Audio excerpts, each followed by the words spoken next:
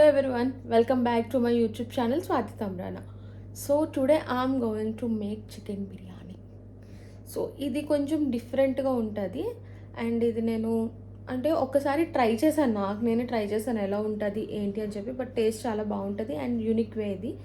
And the process కూడా చాలా కష్టం ఏం కాదు, చాలా ఈజీగానే అయిపోతుంది. 15 to 20 మినిట్స్లో కంప్లీట్ అయిపోద్ది. ఇప్పుడు టైం వచ్చేసి 8 అయ్యింది. So let's start the video and please don't skip the video. Process చాలా తక్కువ బట్ టేస్ట్ చాలా ఎక్కువ ఉంటుంది. సో బిర్యానీ ప్రాసెస్ మనం ఇప్పుడు స్టార్ట్ చేసేద్దాం. సో మనం 1 కేజీ రైస్ తీసుకుంటే 1 కేజీ చికెన్ తీసుకుంటాం కదా. సో నేను ఇక్కడ 400 గ్రామ్స్ రైస్ తీసుకున్నాను. 400 గ్రామ్స్ రైస్కి కూడా నేను 1/2 కేజీ చికెన్ తీసుకున్నా. సో ఫస్ట్ మనం రైస్ని బాగా వాష్ చేసుకొని వాటర్ వేసేసి ముందు పక్కన పెట్టేద్దాము. సో ఈ లోపు నానుతుంది.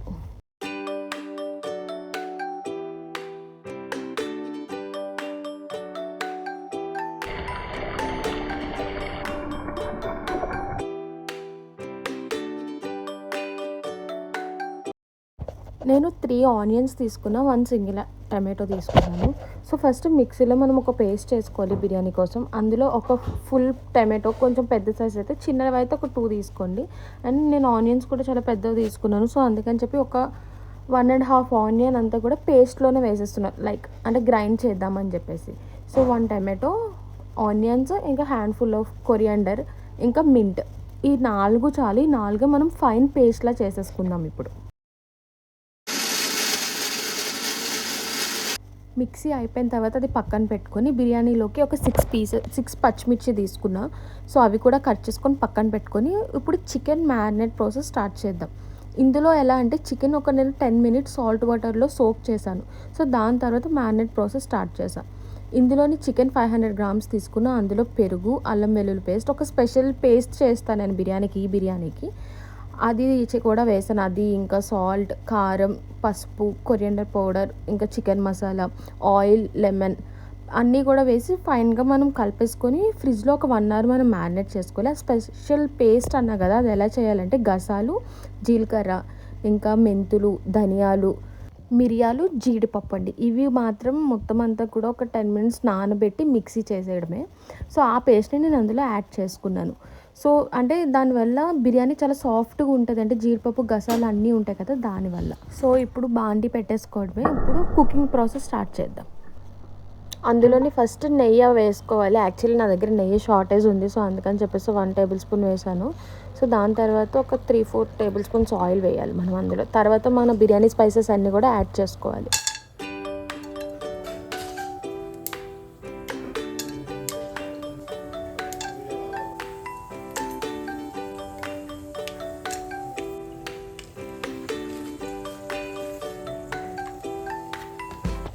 అందులో పచ్చిమిర్చి, ఆనియన్స్ వేసుకొని బాగా ఫ్రై అయిన తర్వాత కొంచెం కొత్తిమీర కూడా వేసుకొని ఫ్రై చేసుకోవాలి. ఇది బాగా మనకి మంచి బ్రౌనిష్ కలర్ వచ్చిన తర్వాత ఇందాక పేస్ట్ చేసుకొని పెట్టుకున్నాం కదా టమాటో పేస్ట్, అది కూడా యాడ్ చేసుకోవాలి.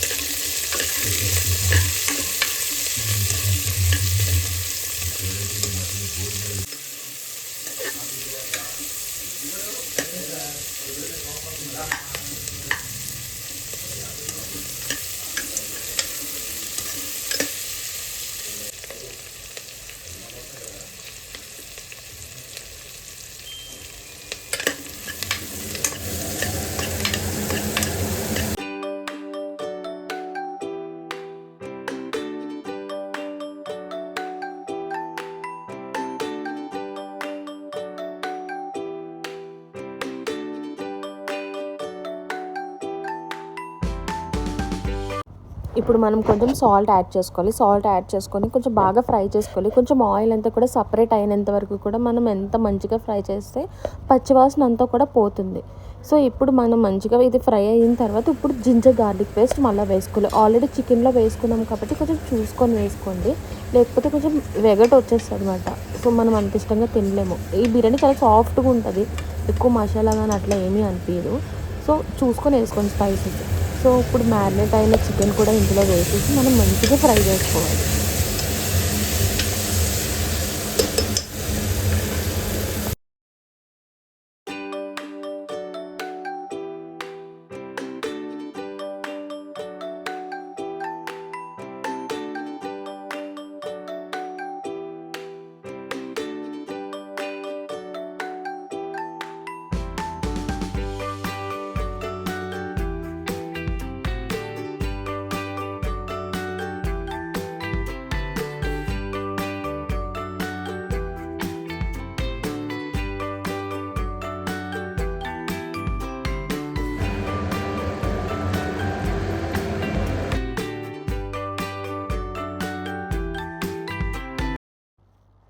ఫామ్లో ఉన్నప్పుడే మనం కొంచెం కారం ఇంకా బిర్యానీ మసాలా వేసుకుందాము.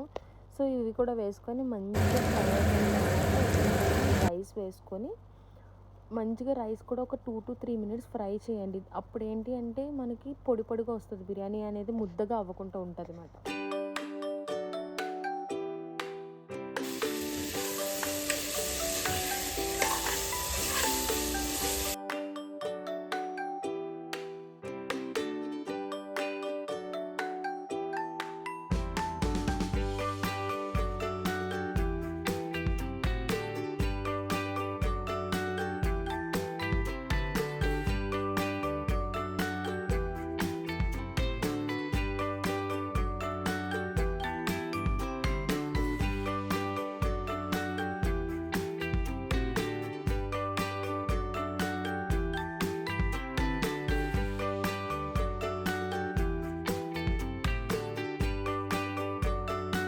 సో ఒక 2 మినిట్స్ అలా రైస్ అంతా సార్ట్ చేసిన తర్వాత ఇప్పుడు ఇందులో మనం మెజర్మెంట్స్ బట్టి వాటర్ కూడా యాడ్ చేసుకుందాం.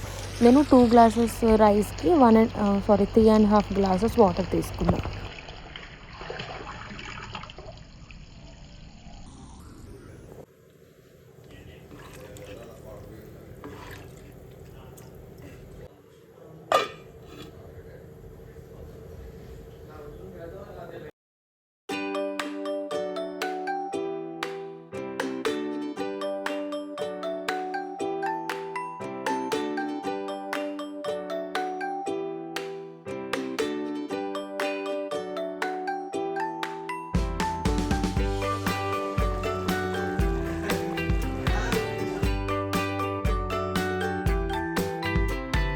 సో మంచిగా దమ్ అయిపోయిన తర్వాత కాసేపు ఒక 5-10 మినిట్స్ దాన్ని పక్కన ఉంచేసి అప్పుడు ఓపెన్ చేసి చూద్దాము. సో రైస్ చాలా పర్ఫెక్ట్గా కుక్ అయింది, అసలు ఎక్కడ కూడా ముద్దగా కూడా ఏం అవ్వలేదు. సో ఇప్పుడు మనం సర్వ్ చేసేసుకోవడమే. ఈ జన్మమే రుచి చూడడానికి దొరికెరా, ఆహా ఆహా, ఈ లోకమే వండి వాచడానికి వేదికరా.